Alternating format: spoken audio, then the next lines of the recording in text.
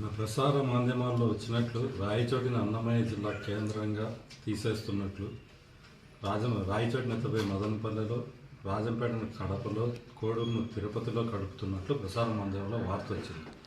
అఫిషియల్గా sub కమిటీలో చర్చ మాత్రమే జరిగింది, ఫైనలైజ్ అయితే కాలేదు.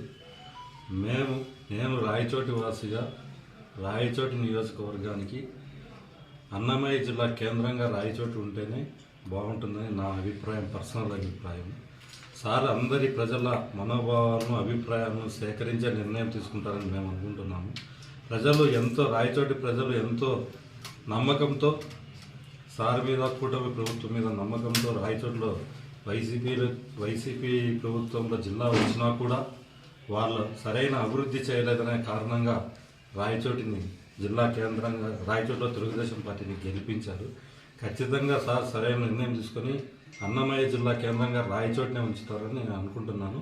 ఇక్కడ జరిగే ఆందోళన కానీ ప్రజల అభిప్రాయాలను కూడా నేను సార్కు తీసుకుపోయి ఖచ్చితంగా తెలియజేస్తాను, సబ్ కమిటీకి అన్నమయ్య జిల్లా ఉండేదానికే మా ప్రయత్నం చేస్తున్నాం. చాలామంది చిన్న జిల్లా, ప్రస్తుత పరిస్థితుల్లో చిన్న జిల్లాల మనుగడ కానీ ఆర్థిక పరిస్థితి ఇబ్బందిగా ఉంది, తీసేయాలని సబ్ కమిటీలో చర్చ జరిగిందంట. దాని మీద పూర్తిగా అయితే మాకు తెలియదు, వాళ్ళు వీళ్ళు చెప్పడం తప్ప. ఖచ్చితంగా అన్నమయ్య జిల్లాను నిలబెట్టి రాయచోటిని కేంద్రంగా ఉండేదానికే ప్రయత్నం. మదనపల్లె జిల్లా ఏర్పడక ముందు రాయచోటి నియోజకవర్గం భౌగోళికంగా అన్ని నియోజకవర్గాలకు అందుబాటులో ఉండే జిల్లా కేంద్రంగా ఉంది. మదనపల్లె జిల్లా చేస్తామని ఎలక్షన్లలో ప్రామిస్ చేశారు కాబట్టి మదనపల్లె జిల్లా చేశారు. అప్పుడే మేము విడగొట్టకూడదని ప్రయత్నం చేశాం, కానీ సార్ మాట చెప్పినాడని, అలాగే ఆ మాటతో పాటు రాయచోటిని జిల్లా కేంద్రంగా ఉంచుతానని మాకు కూడా చెప్పాడు. ఖచ్చితంగా రాయచోటిని అన్నమయ్య జిల్లా కేంద్రంగా చేస్తాము. బైఫర్కేషన్ జరిగిన తర్వాత జిల్లా పెద్ద జిల్లాగా అవుతుంది అని కూడా మాకు చెప్పినారు. ఖచ్చితంగా అదే జరుగుతుందని అనుకుంటున్నాం.